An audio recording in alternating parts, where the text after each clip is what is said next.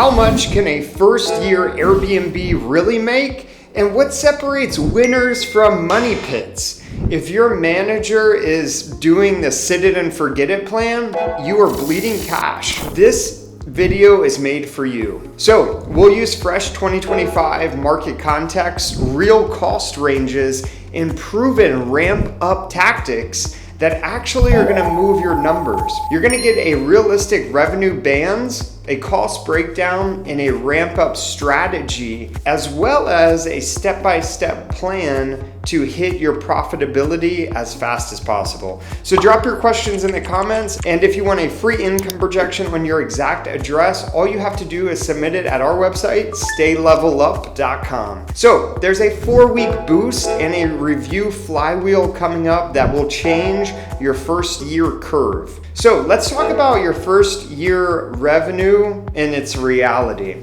So before you spend a single dollar, you need real ranges and estimates and where you could actually land. So most owners, what they do is they overpay on the buy aspect of it and furniture because they anchor to peak season screenshots, the best of the best, right? Now here's the truth. When you're setting expectations, it's gonna save you from negative cash flow months as well as bad debt. So for typical first year gross, you're gonna plan a band of around 11 to 32,000 with a median around 20,000. So yeah, some first year listings can and will break even, but they could press $40,000, $50,000, but that takes precise execution and the right marketing position.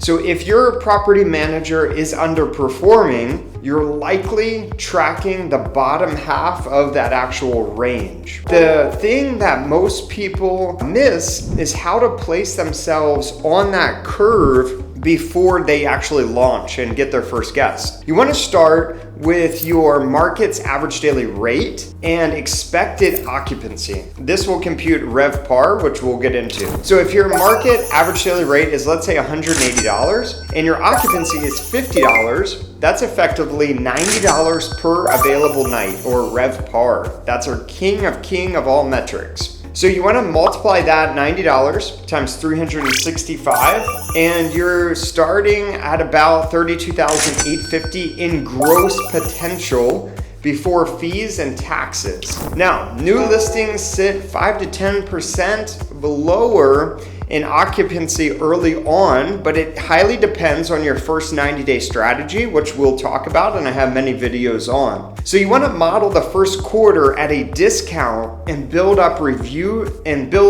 your rate as your reviews land, 5 stars only. Now, the launch window that sets your trajectory, let's talk about that. There's a new listing visibility boost for about 4 weeks. That's only if you price correctly. You can get your first booking within 24 to 48 hours is our goal at Level Up. And reviews are the currency that locks in rank and conversion, but guests have 14 days to leave them. So it could take months to hit 10 to 15 reviews if you let the calendar spread out. That's why we compress the timeline. And how do you do that? Offer introductory discounts of 15 to 20% on the first 3 to 5 stays and cap your calendar to the next 1 to 3 months. This stacks reviews quickly because you need to get people in your home, and it teaches the algorithm that your listing actually converts. We're talking about velocity here.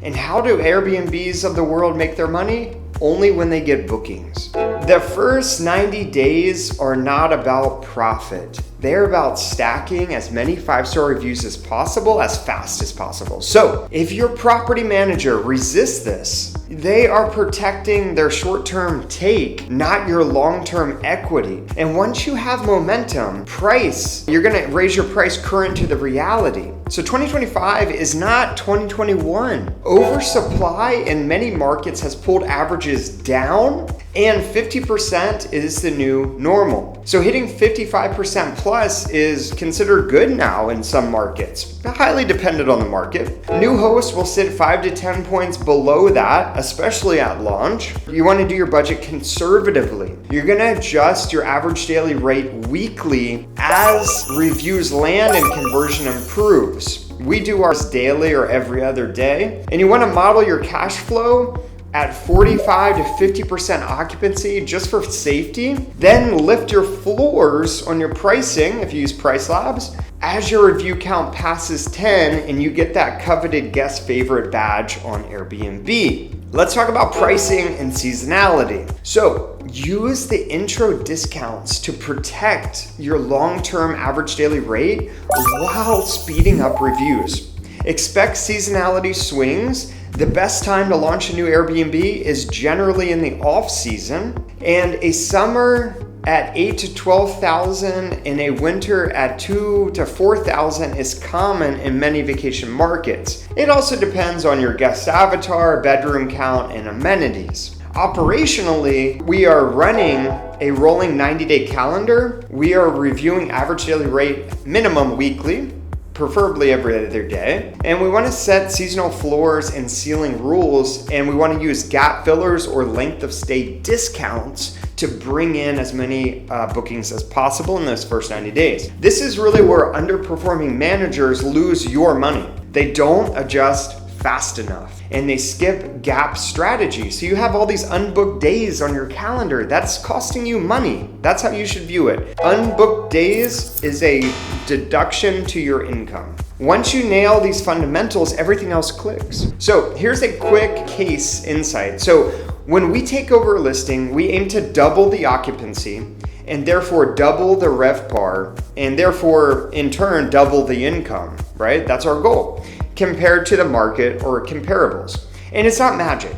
It's disciplined revenue management and distribution across all major channels, hundreds of websites. And keep this in mind as we move to market selection, because market multiplies, good or bad, every decision that you make. So let's talk about market, cost, profits, reviews, and 2025 strategy headed into 2026. I will put it bluntly, location equals income. Two similar homes can produce 2 times the revenue based on geography alone. Avoid oversupplied micro pockets where everything looks the same. High demand vacation markets can deliver roughly $43,000 to $90,000, while weak pockets are gonna sit under 35% occupancy, even if they have great photos and execution. So when we take a look at that, we wanna target secondary or tier 2 hubs that are within, I always say, 1 to 2 hours of a major metro. You wanna look out for standouts with strong occupancy outliers and rural growth corridors. People are escaping the city to go to these marketplaces. And if your manager keeps you parked in a stale rate strategy, for example, winter rates, summer rates, holiday rates, then you are going to be losing out 100%, especially in a saturated pocket. You are funding their mediocrity. Here's a clear example. So we bought our house, Adelante in Concan, Texas for $704,000. It's a 5-bedroom, around 3,000 square feet. It had 10 years of rental history that we received. In its best year, it did $64,000. After a redesign, professional photos, and active revenue management, we maximized the exposure across all channels. We closed last year at $190,000. Same address, different system.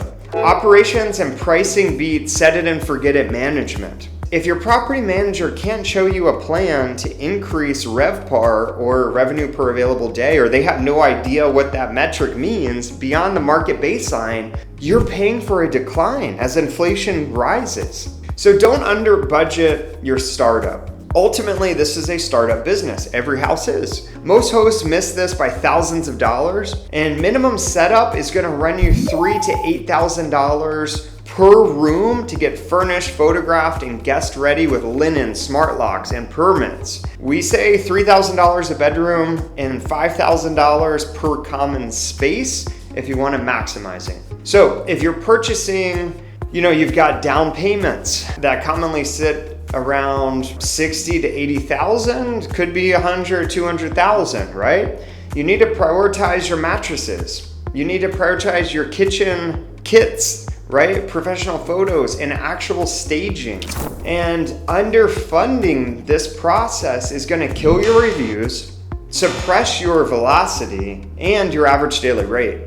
So it's a false economy. You're looking at these winners on Key Data or these other websites of, wow, they're doing 200,000. But if your home isn't emulating success, you will not have that success. So we want to talk about typical annual operating expenses. They run roughly anywhere between 25 to 65,000 depending on mortgage, rent, utilities, services, management fees. As examples, mortgage or rent might sit $1,000 to $2,500 a month, depending on the house size, right? Our 5-bedroom house in Concan, Texas, the mortgage, taxes, insurance is around $6,000 a month. You need to take into account building in your monthly budget as far as management. For a really good performing manager, somewhere between 27 to 40% of your net nightly rate. And if your manager can't justify the fees with RevPAR outperformance,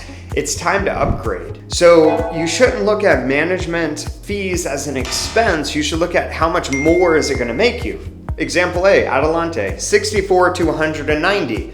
You would definitely pay that management fee to triple the income, right? So an average first year, you're gonna gross somewhere between 20 to 60,000, and you might net somewhere between 14,000. It just depends on who's managing, as well as your mortgage rates and how much you're setting aside for operating expenses. Another thing, if your house is older, you're gonna have higher operating expenses. So above average results in the 40 to 45,000 gross range can net somewhere between 25 to 37,000 when you are controlling your costs, your hard costs. You're renegotiating services and you're leveraging tools instead of handing off everything way too early, right? So you want to go in, hire the best manager, make sure that it is photographed beautifully, and that you have a strong first 90-day process in place.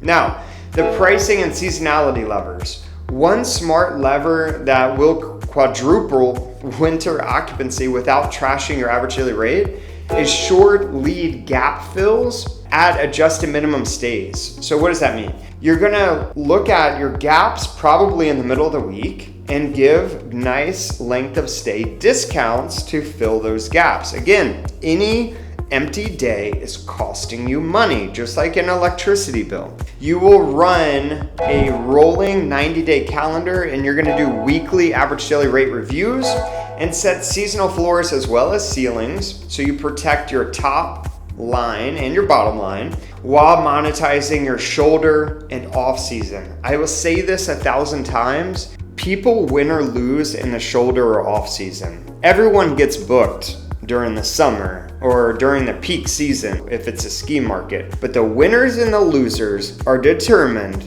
by the shoulder and the off seasons. Now, the review flywheel, it's non-negotiable. So you need to hit 10 reviews fast, 5-star, and watch your calendar stabilize. The first 5 to 10 reviews will move your rank and conversion the most. Aim to respond within 60 minutes. At Level Up, we have a 2-minute, actually our response time is 1.8 minutes, but you want to respond as fast as possible. You can do this by automating welcome messages, next day check-ins, polite review nudges, and partner with reliable cleaners, right? That deliver spotless cleans. Fixed issues fast, and give guests a clear manual that prevents confusion. So the first 90 days are not about making money.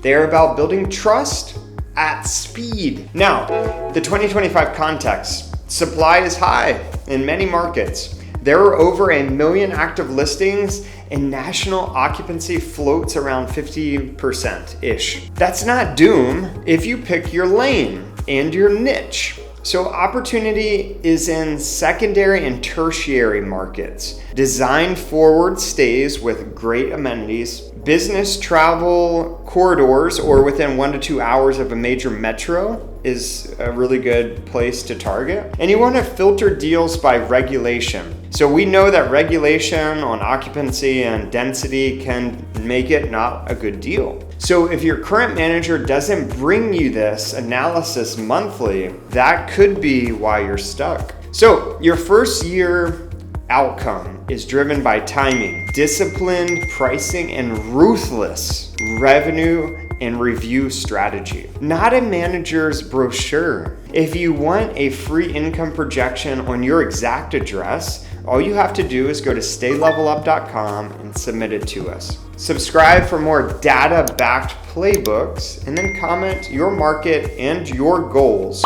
We will pick one listing each week for a live teardown. Thank you so much for watching. I will see you in the next video.